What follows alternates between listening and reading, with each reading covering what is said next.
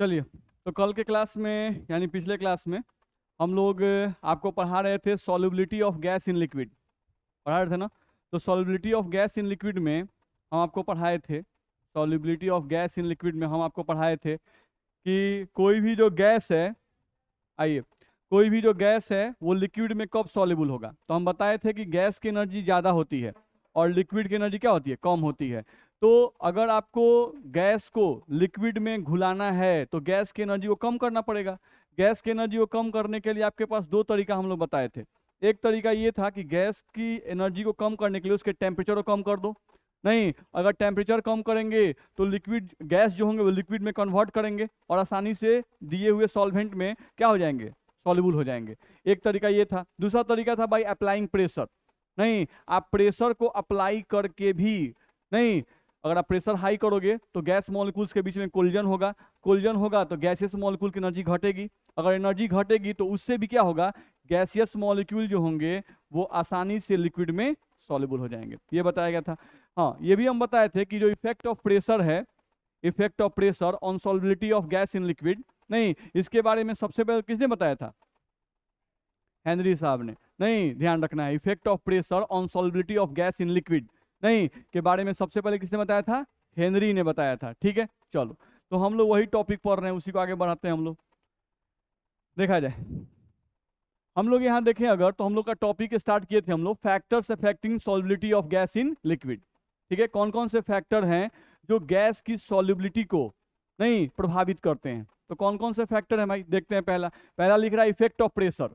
नहीं, तो effect of pressure के बारे में सबसे पहले किसने बताया था, हेनरी ने। तो जस्ट वही लिखा हुआ है, Henry was the first scientist who give a quantitative relation between pressure and solubility of gas in liquid solvent। नहीं, यानी इफेक्ट ऑफ प्रेशर के बारे में सबसे पहले हेनरी साहब ने हम लोग को बताया था। ठीक है, which is known as Henry's law. उसी को हम लोग क्या कहते हैं, हेनरीज लॉ कहते हैं। चलो भाई आगे आ जाए।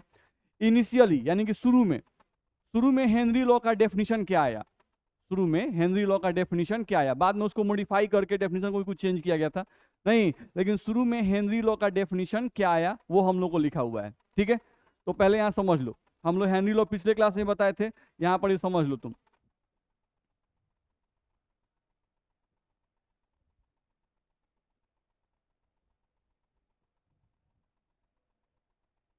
देखा जाए, हम लोग देखें अगर,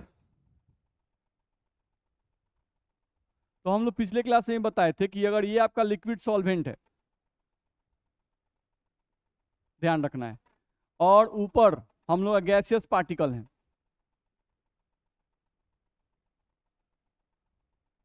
और यहां पर आप पिस्टन लगा दिए हुए हो, ये आपका पिस्टन है। ठीक है, तो अगर हम लोग पिस्टन को नीचे लाएंगे, नहीं, तो गैस मॉलिक्यूल्स जो होंगे वो आपस में कोलाइड करेंगे, और कोलाइड करने के कारण इनकी एनर्जी घटेगी और ये क्या हो जाएंगे, इसमें घुलना शुरू कर देंगे।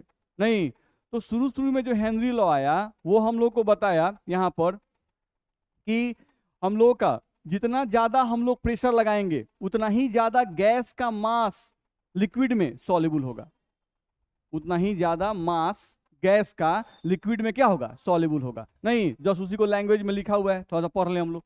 देखो तो, the mass of A gas, the mass of A gas dissolve in a given volume of the liquid at constant temperature is directly proportional to the pressure of the gas। Simple समझ में आ रहा है। नहीं, हम लोगों का किसी भी लिक्विड में, किसी भी गिवन लिक्विड में कितना गैस घुलेगा ये किस बात पे डिपेंड करता है, प्रेशर पर। हम जितना ही ज्यादा प्रेशर अप्लाई करेंगे उतना ही ज्यादा गैस का मास लिक्विड में यानी सॉल्वेंट में सॉल्युबल होगा। ठीक है, सिंपल सी बात को लिखा है, फिर एक बार पढ़ लें। The mass of a gas, the mass of a gas dissolved in a given volume of the liquid at constant temperature is directly proportional to the pressure of the gas। दिक्कत है, चलिए, यहां लिखा भी है मास, m का मतलब मास है, डायरेक्टली प्रोपोर्शनल टू प्रेशर। नहीं, फिर यहां लिखा गया m इज इक्वल्स टू के पी, जहां पर k हम लोग क्या है, एक कांस्टेंट है, और ये कांस्टेंट किस चीज पे डिपेंड करेगा, ये के जो है कांस्टेंट किस चीज पे डिपेंड करेगा, नेचर ऑफ द गैस पर, नेचर ऑफ द सॉल्वेंट पर, और किस टेम्परेचर पर आप गैस को लिक्विड में सॉल्युबल कर रहे हो, इन तीनों फैक्टर्स पे डिपेंड करेगा। मेरी बात समझ में आ रही है। तो यहाँ पर मास डायरेक्टली प्रोपोर्शनल टू प्रेशर, यानी कि जितना ज्यादा प्रेशर लगाएंगे उतना ही ज्यादा मास गैस का लिक्विड में सॉल्युबल होगा। लेकिन अलग अलग गैस का नेचर अलग अलग होता है, नहीं तो अलग अलग गैस को घुलने के लिए अलग अलग प्रेशर लगाना पड़ेगा, नहीं लगाना पड़ेगा।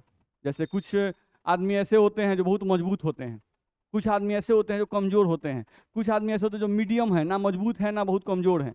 नहीं, आपको क्या करना है, जमीन पे सुताना है, जमीन पे क्या करना है, सुलाना है। तो मजबूत आदमी जो है उसको सुलाना आसान है कि कमजोर आदमी को? कमजोर आदमी को, कमजोर को एक झापड़ दिए उलट गया, नहीं तुरंत धो लिया गोड़ हाथ, बस में रहे। तो कमजोर आदमी पर कमे प्रेशर लगाएं तो उलट गया। मीडियम आदमी को होता है कि 4-5 फेंट मारना पड़े, नहीं तब जाके उल्टेगा वो। अजन बड़ियार है, उसको मारे जा रहे हैं मारे जा रहे हैं, हो ही नहीं रहा कुछ, तो लबदा उठा के उसको देहात पर मारना पड़ेगा तब ना उल्टेगा भाई। तो अलग अलग नेचर में बहुत सारे गैस हैं, कार्बन डाइऑक्साइड है, नाइट्रोजन गैस है, ऑक्सीजन गैस है, हाइड्रोजन गैस है, HCl गैस है, बहुत सारे गैसेस हैं। नहीं तो अलग अलग गैसेस का नेचर क्या है, अलग अलग है। नहीं कुछ गैसेज स्ट्रॉन्ग गैसेज हैं जिनकी एनर्जी बहुत ज्यादा होती है, कुछ गैसेज ऐसे हैं जो मीडियम है जिनकी एनर्जी ना बहुत ज्यादा है ना बहुत कम है, कुछ गैसेज ऐसे हैं जिनकी एनर्जी बहुत कम है। नहीं तो जो गैसेस की एनर्जी बहुत कम होगी उनको घुलाना आसान होगा, नहीं जिन गैसेस की एनर्जी बहुत हाई होती है, बहुत स्ट्रांग होते हैं, उनको घुलाना मुश्किल होगा। तो अलग अलग गैसेस के लिए अलग अलग प्रेशर अप्लाई करना पड़ेगा कि नहीं करना पड़ेगा? तो कौन सा गैस मजबूत है, कौन सा गैस कमजोर है, इसके बारे में जानकारी कौन देगा? के। मेरी बात समझ में आ रही है? पहला बात। दूसरा बात, किस गैस को किस सॉल्वेंट में घुलाना है इस पर भी डिपेंड करता है।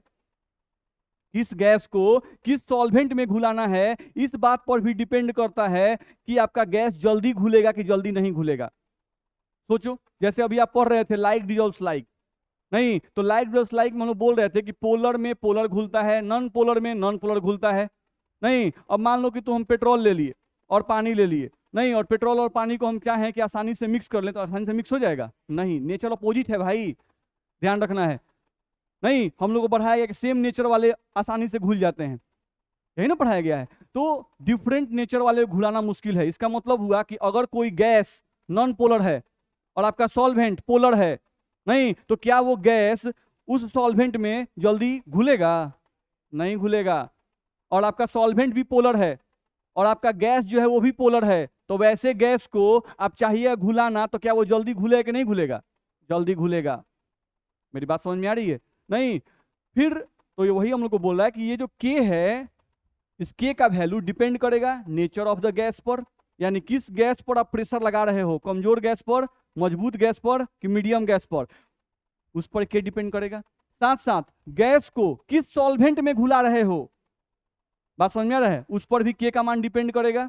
साथ साथ किस टेम्परेचर पर गैस को घुला रहे हो इस बात पर भी डिपेंड करेगा, नहीं करेगा? सोचो, अगर हम कोई भी गैस को कम टेम्परेचर पे घुलाएं, किसी भी गैस को कम टेम्परेचर पे घुलाओ तो गैस जल्दी घुलेगा, घुलेगा कि नहीं घुलेगा? हम क्या बोले, गैस की एनर्जी ज्यादा होती है, लिक्विड की एनर्जी कम होती है। अगर गैस को लिक्विड में घुलाना है तो गैस की एनर्जी को कम करना पड़ेगा। कम करने का तरीका, उसके टेम्परेचर को कम करो। इसका मतलब हुआ किसी भी गैस को लिक्विड में घुलाना है तो लो टेम्परेचर अच्छा है कि हाई टेम्परेचर अच्छा है? लो टेम्परेचर अच्छा है, हाई टेम्परेचर अच्छा नहीं है। तो किसी भी गैस को अगर हम लिक्विड में घुलाना चाहते हैं तो लो टेम्परेचर पर वो आसानी से घुलेगा और ज्यादा मात्रा में घुलेगा, हाई टेम्परेचर पर वो आसानी से नहीं घुलेगा। बस में रहे, इसमें दिक्कत है। चलिए, तो हम लोग को मोटा मोटी इनिशियली हेनरी लॉ का क्या डेफिनेशन आया वो मैंने आपको बताया। नहीं तो इनिशियली हेनरी लॉ का सिंपल सा डेफिनेशन है, नहीं कि एक कांस्टेंट टेम्परेचर पर आप जितना ज्यादा प्रेशर गैस पे लगाओगे उतना ही ज्यादा गैस का अमाउंट लिक्विड में सॉल्युबल होगा। ठीक है, m directly proportional to p, यानी m is equals to kp, where k is a constant. k क्या है? कांस्टेंट है। और ये k किस किस बात पे डिपेंड करेगा? Nature of the gas, nature of the solvent and temperature. दिक्कत समझ में आ रहा है ना? चलिए, तो कुछ कुछ आप लोग मुड़ी हिलाते रहिएगा अपना मुंडी, नहीं ना तो पता नहीं चलता, लगता है कि पूरा चिल्ला दिए पूरा बोल दिए, नहीं उसका एक्सप्रेशन आप लोग का एकदम लगता है भूत की तरह। तो वैसा एक्सप्रेशन मत रखिएगा। चलिए,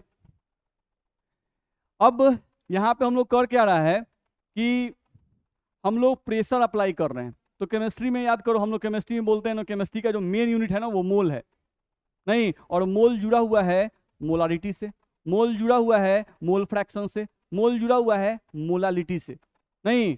तो बाद में क्या हुआ कि जो हेनरी का जो डेफिनेशन था इसको थोड़ा चेंज किया गया, बाद में हेनरी के डेफिनेशन को थोड़ा चेंज किया गया, थोड़ा मॉडिफाई किया गया, नहीं, क्योंकि हम लोग किसी भी सॉल्यूशन में अगर सॉल्यूट का अमाउंट निकालना है, नहीं, किसी भी सॉल्यूशन में सॉल्यूट का अमाउंट निकालना है, तो सॉल्यूट का अमाउंट निकालने के लिए हम लोग केमिकल यूनिट पढ़े हुए हैं, नहीं, और वो केमिकल यूनिट कौन कौन सा था? मोलालिटी था, मोल फ्रैक्शन था, फॉर्मुलिटी था, नहीं था ये सब, नॉर्मलिटी था, आपका ध्यान रखना है।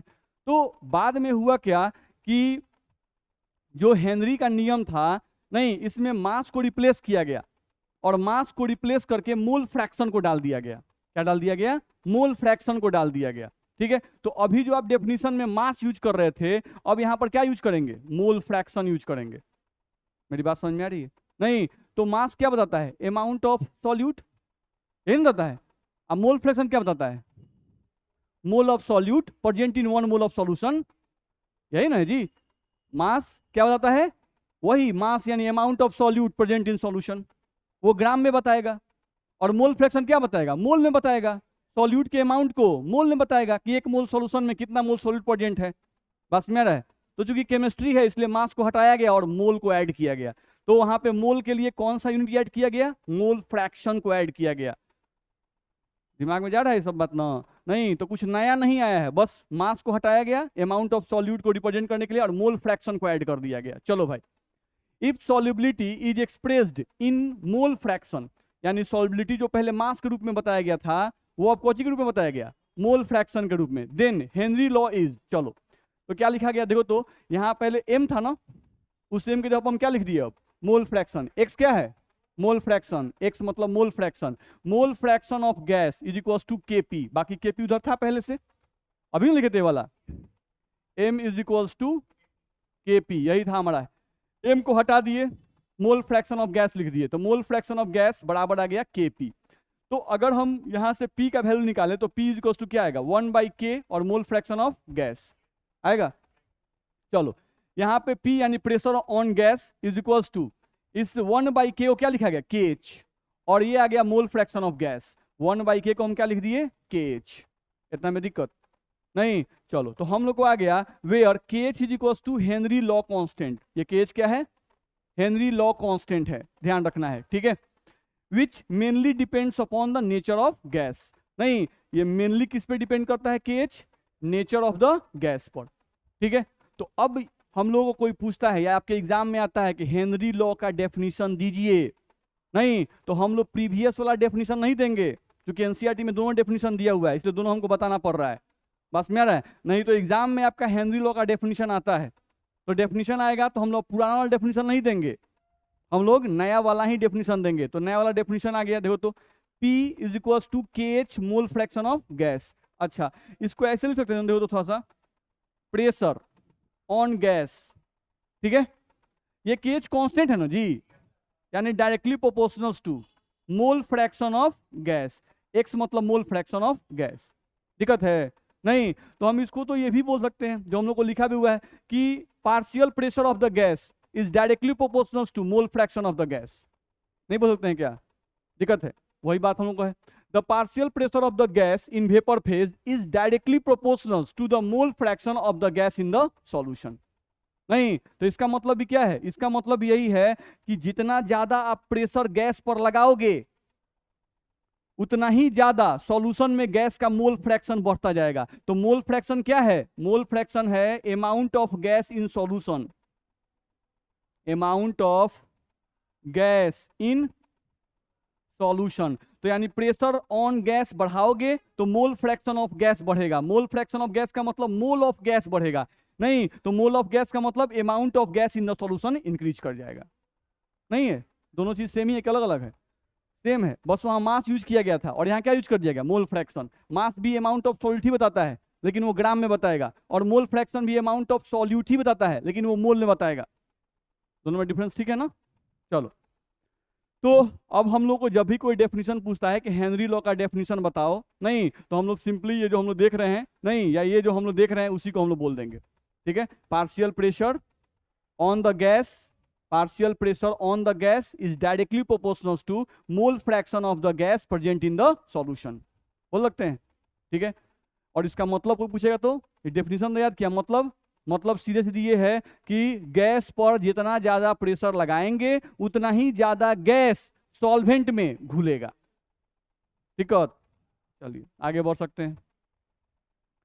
चलिए यहां से देखा जाए तो हम लोग ग्राफ खींचने को किया गया, लिखा हुआ है यहाँ पे graph between partial pressure of gas and mole fraction of gas in solution. ठीक है, चलो पहले सबका मतलब समझ लें। ये जो पी गैस लिखा हुआ है इसका मतलब क्या है? Pressure applied on gas. ठीक है, इसका मतलब क्या है? Pressure applied on gas. आप पिस्टन के द्वारा जो गैस पे प्रेशर लगाते हैं, नहीं उसी को ये रिप्रेजेंट करता है। ठीक है, केएच क्या है? Henry law constant. केएच क्या है? Henry law constant. और ये एक्स गैस क्या है? मोल fraction of gas. Mole fraction of gas का मतलब amount of gas in the solution. नहीं, हम बार बार लिख रहे हैं ताकि आपको दिमाग में रहे ये बात। ये है अमाउंट, अमाउंट किस चीज में? मोल में। Amount of gas in solution. चलो तो सबका मतलब समझ रहे हैं। अब चलो ग्राफ हमको खींचना है, तो देखो तो P gas is equals to KH x gas. ये इक्वेशन जो है ये Y is equals to mx से मैच कर रहा है। ये जो इक्वेशन हम लोग का हेनरी लॉ का आया है, ये equation Y is equals to mx equation से मैच कर रहा है। ये Y is equals to mx mathematical equation है, नहीं जिसको आप बोलते हो equation of a straight line. नहीं तो equation of a straight line होता है Y is equals to mx plus c। c क्या होता है? इंटरसेप्ट। नहीं तो जब c का मान 0 हो जाए, सब बुझाता होगा आप लोग को, जाता है ना? कुछ का मुंडी हिल रहा है, कुछ का मुंडी नहीं हिल रहा है, ये बुझा रहा है ना? चलिए तो y equals to mx plus c, ये स्ट्रेट लाइन का इक्वेशन होता है। अगर इंटरसेप्ट 0 हो जाए, c का वैल्यू 0 हो जाए, तो वैसा स्ट्रेट लाइन ओरिजिन से पास करता है। कहां से पास करता है? ओरिजिन से। तो इसमें देख लो हम लोग का y इक्वल्स टू mx लिखा गया है, प्लस c का वैल्यू कुछ नहीं लिखा गया, यानी c का मान क्या है? 0। नहीं तो हेनरी लॉ का जो ग्राफ होगा वो एक स्ट्रेट लाइन का ग्राफ होगा, नहीं, और वो पास कहां से करेगा? ओरिजिन से पास करेगा, ध्यान रखना है। तो अगर हमको ग्राफ इधर खींचना है, अगर हमको इसका ग्राफ खींचना है तो ये ओरिजिन से पास करेगा, और कैसा ग्राफ होगा? स्ट्रेट लाइन हम लोग का ग्राफ होगा, ध्यान रखना है। ठीक है, अब सोचो यहाँ y की जगह पर क्या है? प्रेशर, तो यही ना y एक्सिस है। नहीं तो उसके जगह पे प्रेशर है, तो हम यहाँ लिख दिए प्रेशर ऑफ द गैस। ये लाइन प्रेशर को रिप्रेजेंट कर रहा है। चलो एक्स एक्सिस के जगह पर क्या है? मोल फ्रैक्शन, तो ये लाइन जो है वो रिप्रेजेंट कर रहा है मोल फ्रैक्शन ऑफ द गैस। दिक्कत है? नहीं, और यहाँ पर m है, तो m है स्लोप, स्लोप के जगह पर क्या है? केच। यहाँ हम लिख दिए m का मतलब होता है स्लोप, स्लोप बराबर क्या है? केच, लिख दिए, ध्यान रखना है। अब ये ग्राफ हम लोग क्या रिप्रेजेंट कर रहा है देख लेते हैं। देखो तो ये क्या दिखा रहा है? अच्छा देखो तो प्रेशर जब 0 है, यहां पर प्रेशर क्या है? 0, तो उस समय मोल फ्रैक्शन का मान भी क्या है? 0।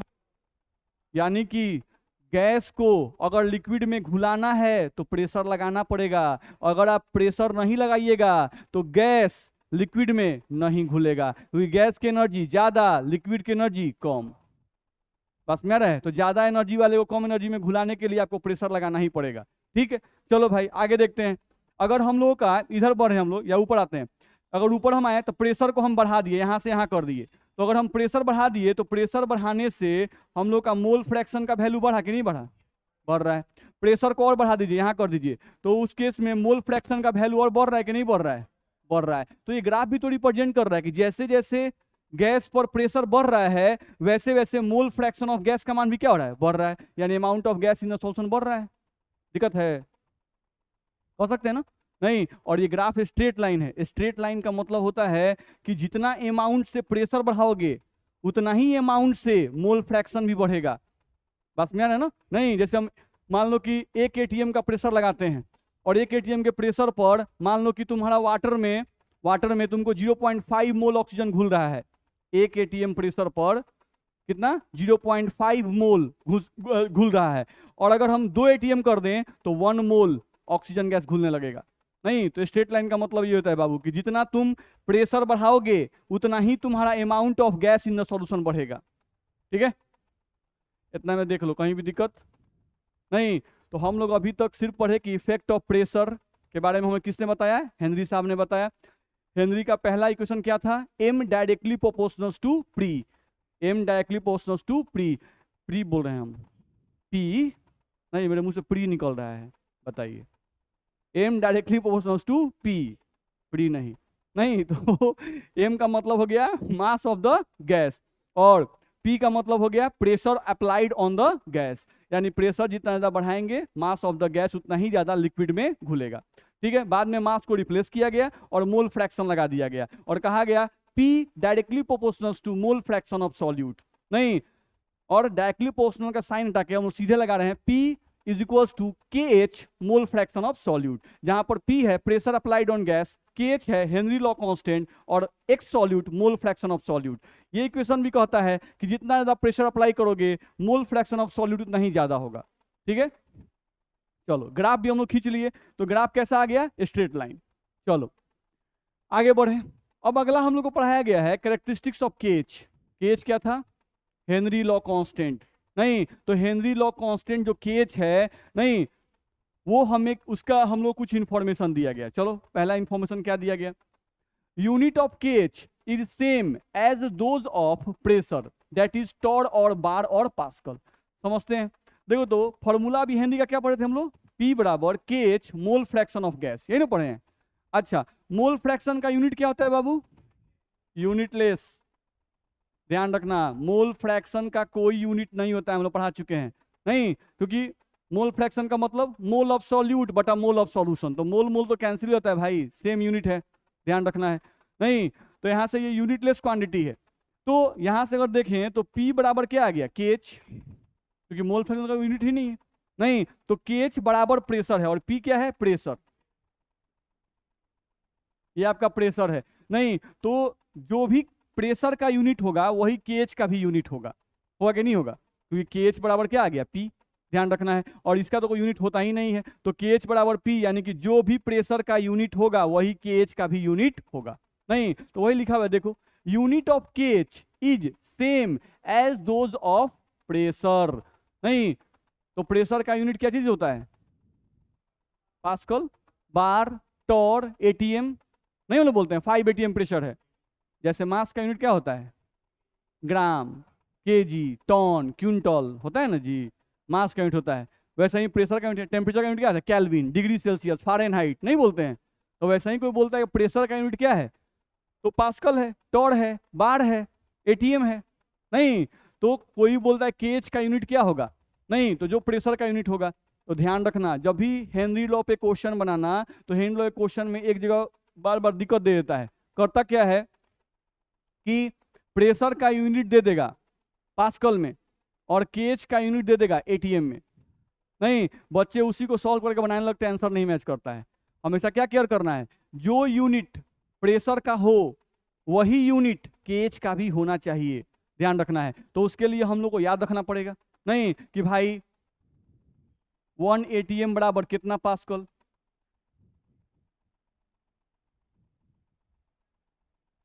ध्यान रखना होगा। नहीं, 1 ATM बराबर हम लोग को देखा जाए तो कितना टॉर होता है?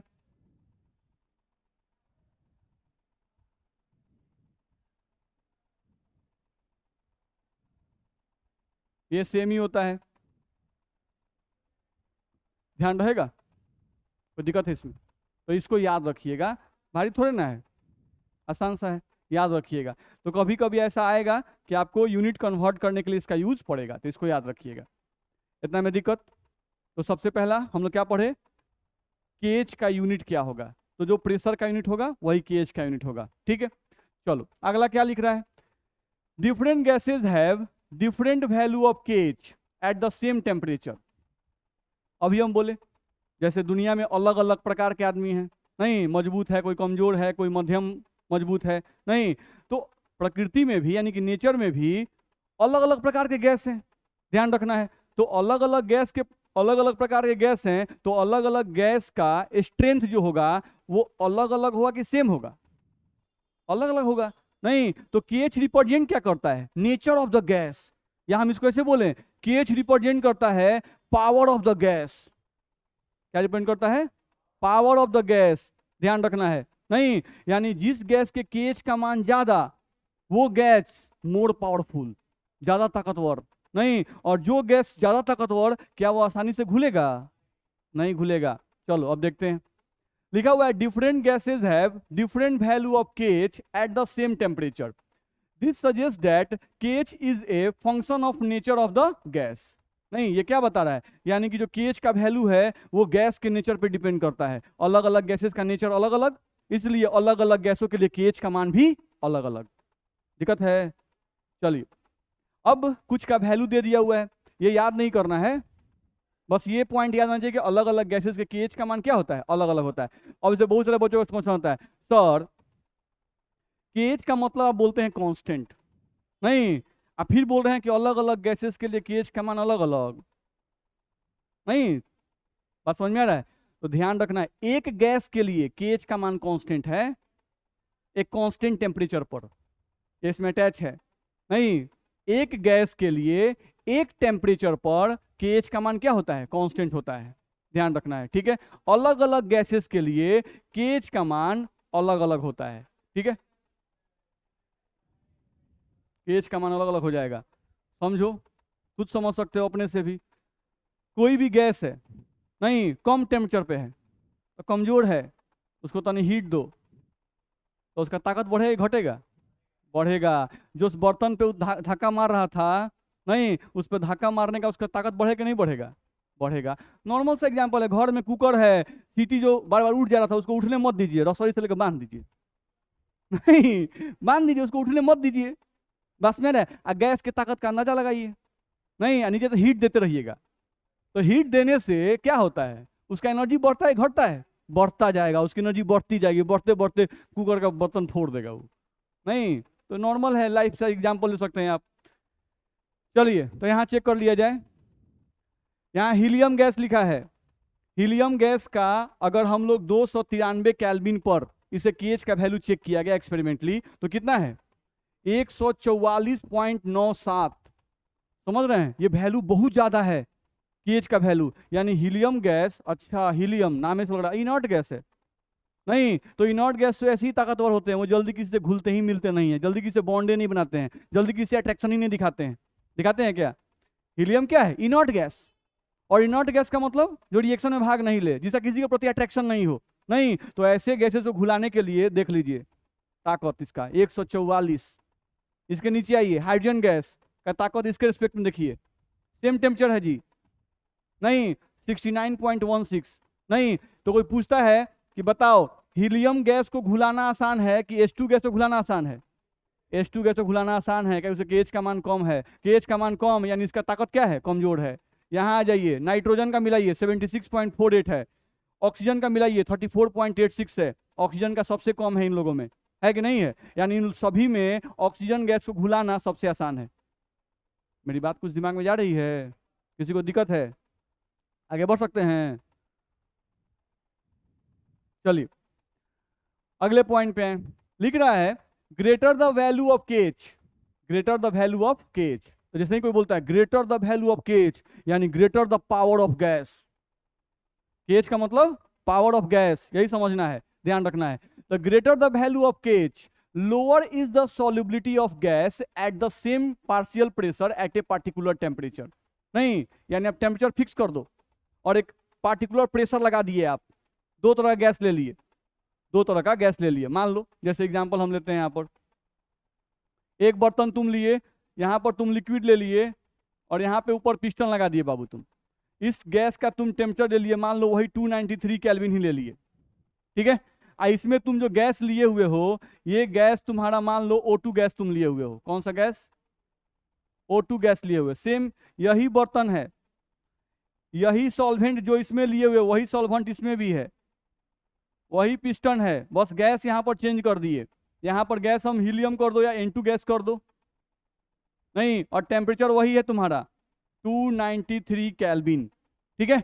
अब इसको भी तुम दबा रहे हो और इसको भी तुम दबा रहे हो, तो मान लो इस पर तुम प्रेशर लगा दिए 2 ATM का, इस पर भी प्रेशर लगा दिए 2 ATM का, दोनों को सेम टेम्परेचर, दोनों को सेम प्रेशर तुम दिए हुए हो, लेकिन क्या दोनों में गैस सेम है? नहीं, एक में O2 गैस है, एक में N2 गैस है। क्या दोनों का ताकत सेम है? नहीं, ये मोर ताकतवर है, नहीं ये कमजोर है, तो जल्दी कौन घुलेगा? O2 gas. सिंपल कॉन्सेप्ट है।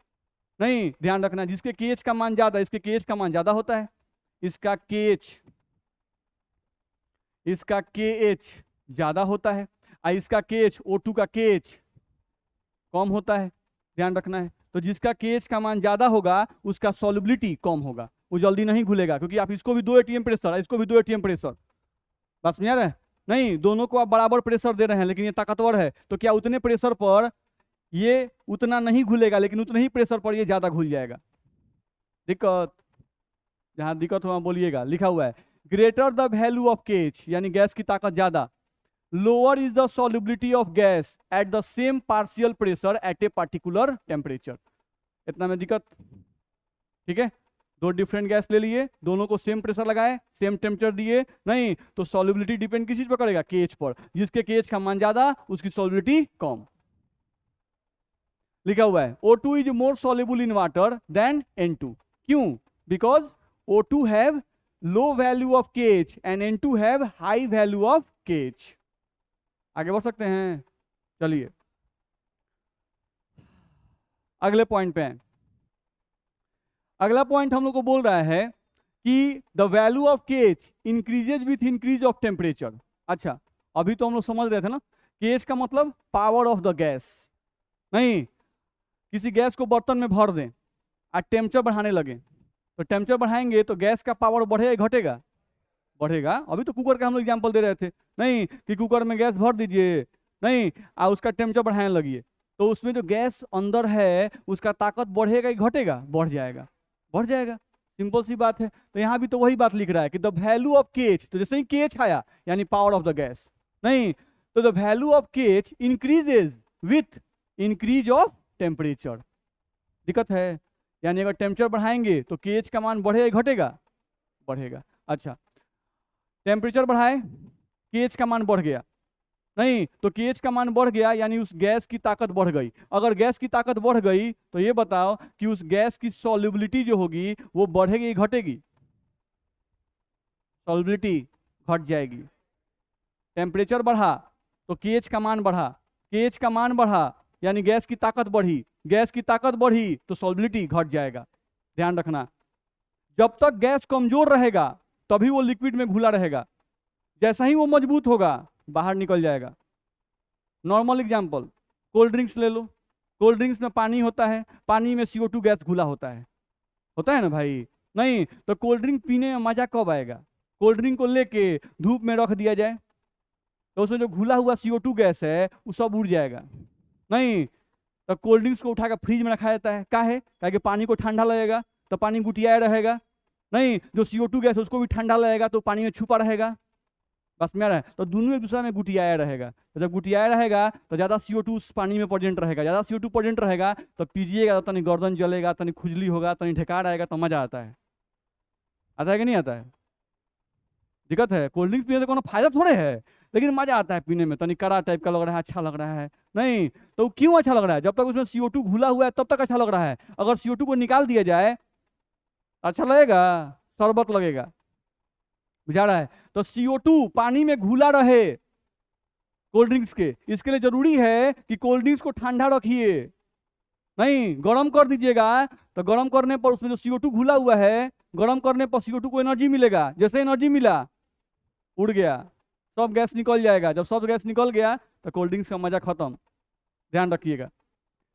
चलिए, the value of KH increases with increase of temperature, यानी टेम्परेचर बढ़ाइएगा तो KH का वैल्यू इंक्रीज कर जाएगा। अब KH का वैल्यू इंक्रीज करेगा तो गैस का सॉल्युबिलिटी घट जाएगा, यानी जो गैस लिक्विड में घुला हुआ है अगर आप हीट दे दीजिएगा तो घुला हुआ गैस उड़ जाएगा। तो सॉल्युबिलिटी बढ़ाई घटा, घट गया। बस में है ना, जैसे ही गैस निकला यानी कि घुलनशीलता घट गई। ध्यान रखना है, इतना में दिक्कत। चलो यहां आ जाओ, देखो यहां पर O2 गैस 293 केल्विन पर O2 गैस का पावर कितना है? 34.86 किलो बार। नहीं, ठीक। अब इसी O2 गैस का टेम्परेचर बढ़ा दिए, 330 केल्विन कर दिए, 303 केल्विन कर दिए O2 का। तो देखो तो KH का वैल्यू बढ़ा कि नहीं बढ़ा? बढ़ा। नहीं तो तुमसे कोई पूछे कि बताओ O2 गैस को 293 केल्विन पर घुलाना आसान है पानी के अंदर कि 303 केल्विन पर घुलाना आसान है? 293 केल्विन पर घुलाना आसान है, क्योंकि उस समय इसकी ताकत कम है, इस समय ताकतवर हो गया। तो कमजोर आदमी को घुलाना आसान है, मजबूत आदमी को घुलाना आसान नहीं है। बस में रहे, ठीक। सेम एज N2 का लिखा हुआ है 293 केल्विन पर 76.48 किलो बार है, और टेम्परेचर बढ़ गया 303 केल्विन N2 का, अब कितना हो गया? 88.84 किलो बार। तो जैसे ही KH का वैल्यू बढ़ा यानी कि पावर बढ़ गया, तो इस N2 गैस को यानी इस टेम्परेचर पर N2 गैस को घुलाना आसान है, इस टेम्परेचर पर N2 गैस को घुलाना मुश्किल है। यहाँ पे आपको और ज्यादा प्रेशर लगाना पड़ेगा इस टेम्परेचर पर, तब जाके N2 गैस घुलेगा। बात समझ में आ रही है? नहीं, अब कौन आदमी 5-6 दिन नहीं खाया पिया हो, बस में रहे तो कमजोर है, उसको मार पीट के बैठाना आसान है। नहीं तो ये देख रहे हैं कमजोर है, कम टेम्परेचर यानी कम खाना पीना खाया है। आइए देखिए टेम्परेचर बढ़ा दिए यानी एनर्जी बढ़ा दिए, अब खा पी के कौन आदमी बढ़िया बैठा हुआ है, नहीं, और उसको बैठाने की कोशिश कीजिएगा, जल्दी बैठेगा नहीं? बैठेगा। बुझा रहा है? तो यहाँ पर 293 यानी कम टेम्परेचर यानी कम ताकत, हाई टेम्परेचर यानी ज़्यादा ताकत, ज़्यादा ताकत तो जल्दी नहीं घुलेगा। बुझा रहा है? दिक्कत है इसमें? चलिए आगे आइए। यहाँ से लिख रहा है कि जो हमारे पानी के अंदर जो जीव जंतु रहते हैं उनको एक्वेटिक एनिमल्स कहा जाता है। नहीं तो जो एक्वेटिक एनिमल्स होते हैं, नहीं, उनको ठंडे पानी में रहना ज़्यादा अच्छा लगता है, उनको गर्म पानी में रहना पसंद नहीं है। ठंडे पानी में इसलिए रहना पसंद करते हैं क्योंकि ठंडे पानी में ज़्यादा ऑक्सीजन घुला रहता है, और जब गर्मी पड़ता है तो उस समय ऑक्सीजन पानी में कम घुलता है। जैसे आपका एटमॉस्फेयर जो इसमें एयर है कि नहीं है? है। एयर में ऑक्सीजन है कि नहीं है? है। और एटमॉस्फेयर जो है वो जो यहाँ पर गैस है, उस गैस पर एटमॉस्फेयर के द्वारा कोई प्रेशर लगाया जा रहा है कि नहीं लगाया जा रहा है? लगाया जा रहा है। कितना प्रेशर? 1 atm। 1 atm का प्रेशर हमेशा नेचर हम लोगों पे भी लगा रही है, जितना भी चीज है उस सब पे 1 atm का प्रेशर रेगुलर लग रहा है। नहीं, 1 atm का प्रेशर लग रहा है, इसीलिए ऑक्सीजन गैस जो आपका नदी है, जो पानी है, जहां भी नदी में पानी है, समुद्र में पानी है, नहीं, उस ऑक्सीजन गैस पे प्रेशर लग रहा है, इसलिए ऑक्सीजन गैस का कुछ अमाउंट पानी में घुला रहता है, जिसके कारण जो एक्वेटिक एनिमल्स हैं उनको भी सांस लेने की आवश्यकता होती है, उनको भी ऑक्सीजन की आवश्यकता होती है। तो वो कहाँ से लेते हैं? जो पानी में ऑक्सीजन घुल जाता है उस ऑक्सीजन को लेकर वो जिंदा रहते हैं। ध्यान रखना है, ठीक है? तो ये प्रकृति बना दिया है आपको, आपका जो नेचर है वो ऑक्सीजन गैस पे उतना प्रेशर लगा दिया है। हम लोग जिंदा हैं कैसे? आप सांस नहीं ले रहे हैं? ले रहे हैं। नहीं, आपका जो सांस ले रहे हैं तो ऑक्सीजन अंदर जा रहा है, कोई राउंड घुमा? उससे पूछ रहे हैं, बोलो कोई राउंड घुमा? पंखा देख रहा है, कोई राउंड घुमा? 2 राउंड, 3 राउंड, 4 राउंड, बताओ कोई राउंड घुमा? वो याद करो कम से कम। ये नहीं बता रहे तो उन्हें कुछ दिख रहा है जी। यहाँ ध्यान दीजिए। नहीं, हम पढ़ा रहे हैं इधर तो मेरे ऊपर ध्यान दीजिए, ना समझ में आया तो वहाँ हाथ उठाना है कि नहीं समझ में आ रहा है, फिर से बताइए, फिर से बताएंगे।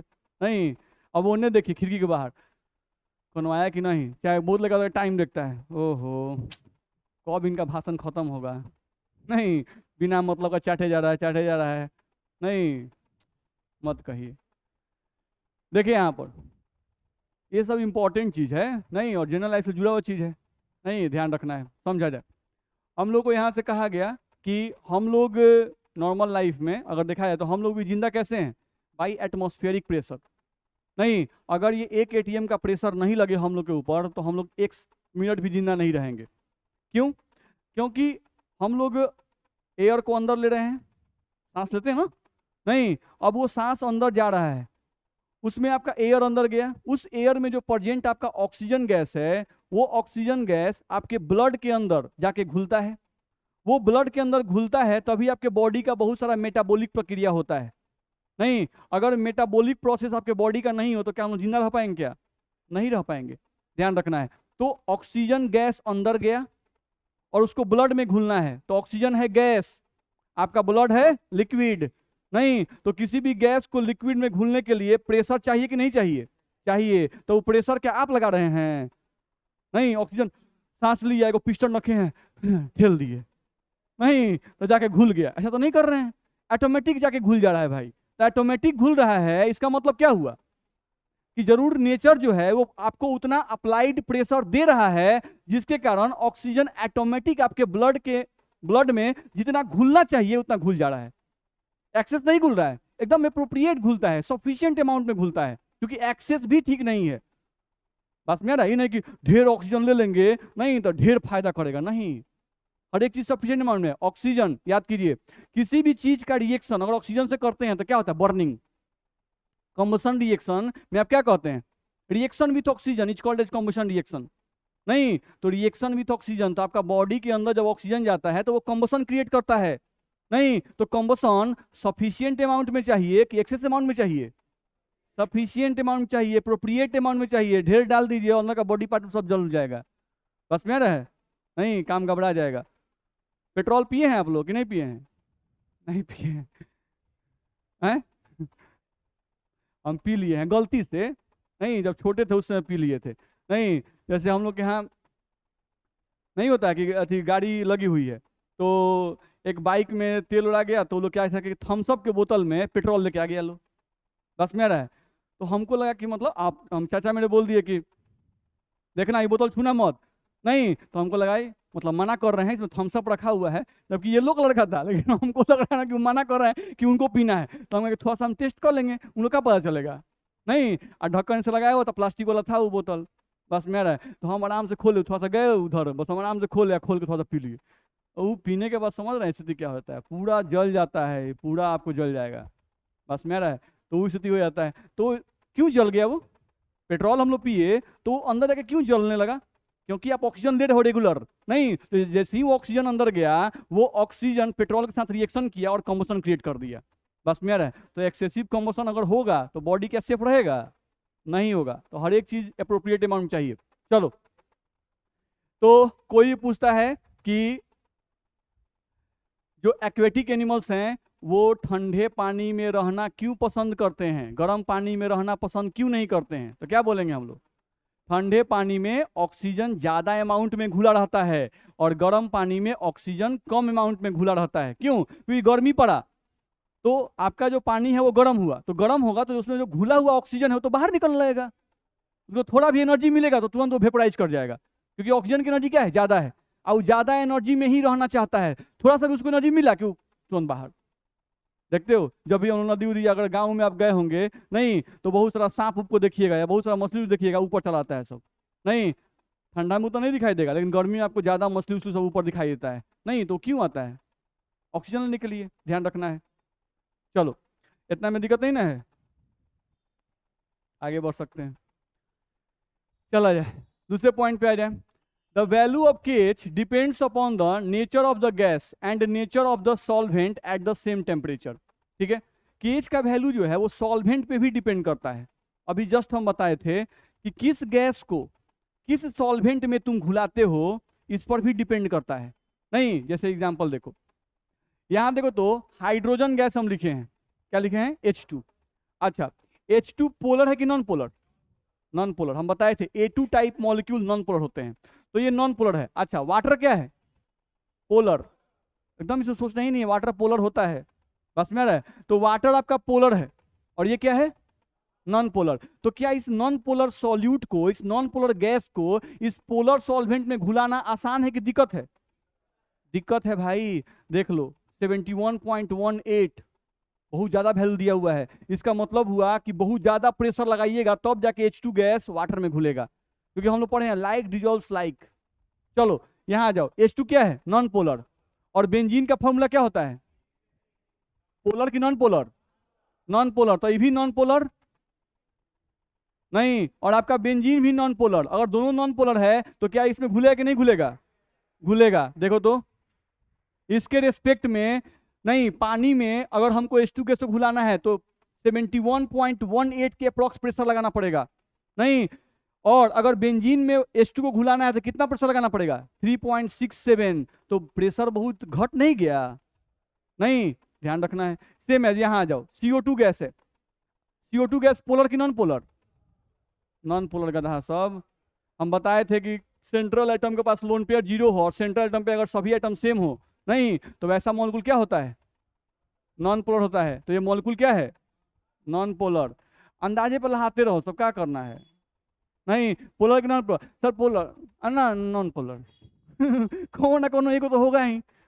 नहीं, पीछे डाइपोल में पढ़ाने का मतलब है, सरे को तो परीक्षा देने जाना है। वाटर क्या है हम लोग का? पोलर। तो CO2 non polar, water polar, तो आसानी से नहीं घुलेगा। फिर भी देख लो 1.67, नहीं यानी कि अच्छा ठीक है आसानी से नहीं घुलेगा, लेकिन फिर भी आसानी से घुल रहा है। यानी H2 के रिस्पेक्ट में CO2 जो है वो पानी में बहुत आसानी से घुल जाता है। नहीं, लेकिन सोचो CO2 है क्या? Non polar. ये आपका नॉन पोलर। अब अगर बेंजीन में घुलाना है तो बेंजीन में ये और आसानी से घुलेगा। देख रहे हो 0.11, बहुत कम प्रेशर अप्लाई करेंगे तो ये आसानी से घुल जाएगा। बस में आ रहा है? इसमें दिक्कत है? नहीं, सेम है CH4 non polar, carbon hydrogen से बना हुआ है। नहीं तो कार्बन हाइड्रोजन मॉलिक्यूल क्या होते हैं? Non polar. तो ये भी नॉन पोलर, ये पोलर, तो जल्दी नहीं घुलेगा। नहीं, ये देखो नॉन पोलर, नॉन पोलर, जल्दी घुल जाएगा। समझ में आ रहा है? इसमें दिक्कत है? नहीं, तो ये हम लोग को ध्यान रखना होगा। तो KH के बारे में ये सब इंफॉर्मेशन आपको दिया गया। किसी को दिक्कत नहीं? तो ये सब याद करके आइएगा, कल क्लास में पूछा जाएगा आपसे। चलिए अगला लिखा हुआ है लिमिटेशंस ऑफ हेनरी लॉ। नहीं, हेनरी लॉ का क्या लिमिटेशन है वो हम लोग को पढ़ाया गया। चलो भाई देखें, यहां से लिख रहा है कि Henry law is applicable only if the following condition is satisfied. ठीक है, हेनरी लॉ जो है वो कब सेटिस्फाइड होगा वो हम लोग को बताया गया है। ठीक है, किस केस में फॉलो करेगा? तो लिख रहा था gas should behave like an ideal gas. नहीं, जो गैस होना चाहिए वो आइडियल गैस होना चाहिए। यानी हेनरी का जो लॉ है वो आइडियल गैस पे ही लागू होता है, नॉन आइडियल गैस पे लागू नहीं होता है। अब आइडियल गैस क्या है, नॉन आइडियल गैस क्या है, इसमें अपने आगे आने वाला है। Ideal solution, non ideal solution, Raoult's law, ये सब आएगा अपने आगे। नहीं, ऐसे आइडियल का मतलब समझते हैं क्या होता है? आइडियल का मतलब जैसे किसी बच्चे को बोला जाए खड़ा हो जाओ जी, बैठ जाओ जी, सो जाओ जी, उठ जाओ, उठ गए जी, आइडियल। नहीं, यानी कि नाइदर एक्सोथर्मिक नॉर एंडोथर्मिक। बस में रहे एक ऐसा रिएक्शन, नहीं कोई भी सबस्टांस अगर ऐसा कोई रिएक्शन शो कर रहा है कि ना ही एक्सोथर्मिक है और ना ही एंडोथर्मिक है। नहीं, जैसे कुछ होते हैं हीट एब्जॉर्ब करते हैं तो उनके में कुछ चेंजिंग आता है। कोई भी अगर आदमी हीट को एब्जॉर्ब करे, नहीं तो उसमें चेंजिंग आता है। जैसे किसी बच्चे को मारा जाए पढ़ने के लिए, तो अगर बच्चा वो हीट को एब्जॉर्ब किया, नहीं तो या तो टीचर से बदला लेगा, इनका उपाय करते हैं, नहीं और नहीं तो अपने अंदर चेंजिंग लाएगा कि नहीं हम पढ़ के इनको दिखाते हैं। बस में आ रहा है? ठीक है, तो एंडोथर्मिक अगर होइएगा तो भी कुछ चेंजिंग आपके में आएगा। एक होता है कि एक्सोथर्मिक है तो उसमें भी अगर आप एनर्जी रिलीज करते हैं तो उस केस में भी आप पे कुछ ना कुछ चेंजिंग आएगा। नहीं, लेकिन हम पढ़ा रहे हैं, समझ में आया? नहीं आया? देख रहे हैं सर का जो मूवमेंट है, ना हाँ हुआ ना हुआ, कुछ नहीं हो रहा है। बस में आ रहा है? तो ये क्या हुआ, ना इधर एंडोथर्मिक नॉर एक्सोथर्मिक, कोई एक्सप्रेशन नहीं है। बस में आ रहा है? तो ये आइडियल है, इनको हम लोग कहते हैं आइडियल। ऐसे आइडियल का और मीनिंग आगे आने वाला है, फिलहाल के लिए समझ गए? नहीं, तो हेनरी का नियम किस पे लागू होगा? वैसे गैसेस के लिए जो आइडियल गैस बिहेवियर शो करते हैं, ध्यान रखना है। तो आइडियल गैस बिहेवियर जानते हैं, ये समझिएगा मेरी बात, एक बात और समझ जाइए इसमें। जैसे हर एक गैस आइडियल गैस की तरह बिहेवियर दिखा सकता है, बस में है ना? ये डिपेंड करता है कि उसको आप कैसे कंडीशन में रखे हैं। जैसे आप आइडियल बिहेवियर खूब शो करते हैं, नहीं जैसे अपने पिताजी के साथ आप रहिए और आपके पिताजी बहुत टाइट हों मारने पीटने में, नहीं तो देखिए आप एकदम आइडियल रहिएगा उनके सामने। नहीं बाबू जाओ वहां बैठ जाओ जी, आ जाओ जी, तो आप क्या है, एकदम आइडियल हैं। बस में रहे, अपने दोस्त के साथ रहिए, क्या हाल चाल है, हैं? नहीं, हाथ पैर सब चल रहा है वहां पर, बस में रहे, तो वहां क्या हो गया, आप नॉन आइडियल हो गए। डिपेंड करता है सिचुएशन पर। इसी तरह से किसी भी गैस को भी आइडियल बनाया जा सकता है, वो डिपेंड करता है कि आप उसको किस टेम्परेचर पे और किस प्रेशर पे रखे हुए हैं। नहीं, उसको एक कांस्टेंट टेम्परेचर और कांस्टेंट प्रेशर पर ला दीजिए, एक अलग अलग गैस के लिए अलग कंडीशन होगा, अलग अलग गैस के लिए अलग अलग कंडीशन होगा, लेकिन किसी भी गैस को क्या हम आइडियल गैस में कन्वर्ट कर सकते हैं? तो कर सकते हैं। वो सिचुएशन नहीं, वो हम लोग को कंडीशन डेवलप कर देंगे तो वो चेंज हो जाएगा। ठीक है, चलो आगे आ जाओ। तो हेनरी लॉ आइडियल गैस के लिए होगा, यानी जब टेम्परेचर और प्रेशर का एक निश्चित वैल्यू होगा उसी समय यह बात लागू होगी। फिर the gas should not undergo compound formation with the solvent, नहीं, यानी कि ध्यान रखना है हेनरी का लॉ उसी केस में लागू होगा जिस केस में आपका जो गैस हो, नहीं, वो लिक्विड में सॉल्युबल हो लेकिन रिएक्शन मत कर ले। अगर रिएक्शन करने लगा तो वहां पर हेनरी लॉ लागू नहीं होगा। नहीं, जैसे एग्जांपल दिया गया, देख लो NH3 गैस, तो जब हम NH3 गैस है, ये सॉल्यूट है, ये क्या है? सॉल्वेंट है। हम NH3 गैस को वाटर में डाले, वाटर में डालने के बाद वो कंपाउंड बन गया NH4OH, नहीं, तो ये रिएक्शन कर लिया ना जी, ये क्या कर लिया? रिएक्शन कर लिया। तो इस केस में हेनरी लॉ लागू नहीं होगा। अच्छा सर, हेनरी लॉ लागू नहीं होगा इसका मतलब? इसका मतलब हुआ कि इस केस में आप वाटर में अगर अमोनिया गैस घुलाते हैं तो इसमें गारंटी नहीं है कि प्रेशर बढ़ाने पर सॉल्युबिलिटी बढ़वे करेगा। प्रेशर बढ़ाने पर सॉल्युबिलिटी में इंक्रीजेज, में डिक्रीजेज। नहीं, ये एक्सोथर्मिक भी हो सकता है, एंडोथर्मिक भी हो सकता है। मेरी बात समझ में आ रही है ना? कोई बोलता है हेनरी लॉ नहीं लगेगा, नहीं, इसका मतलब यानी कि प्रेशर बढ़ाने पर मोल फ्रैक्शन ऑफ सॉल्यूट बढ़ेगा ही, इस बात की गारंटी नहीं है। नहीं, तो कब? जब कोई भी सॉल्यूट सॉल्वेंट के साथ रिएक्शन करके कंपाउंड बनाने लगे तब। ध्यान रखना है, सॉल्यूट घुलना चाहिए, नहीं, लेकिन रिएक्शन करके कोई नया कंपाउंड नहीं बनाना चाहिए। ध्यान रखना है, ठीक है। चलिए, जैसे हम क्या बोलते हैं, पानी और चीनी को हम लोग घुलाते हैं, तो पानी और चीनी को आप घुलाते हैं, ध्यान समझिए, तो आपको पानी का भी टेस्ट आता है और चीनी का भी टेस्ट आता है। पानी और चीनी घुल के एक नया कोई कंपाउंड नहीं बना देता है।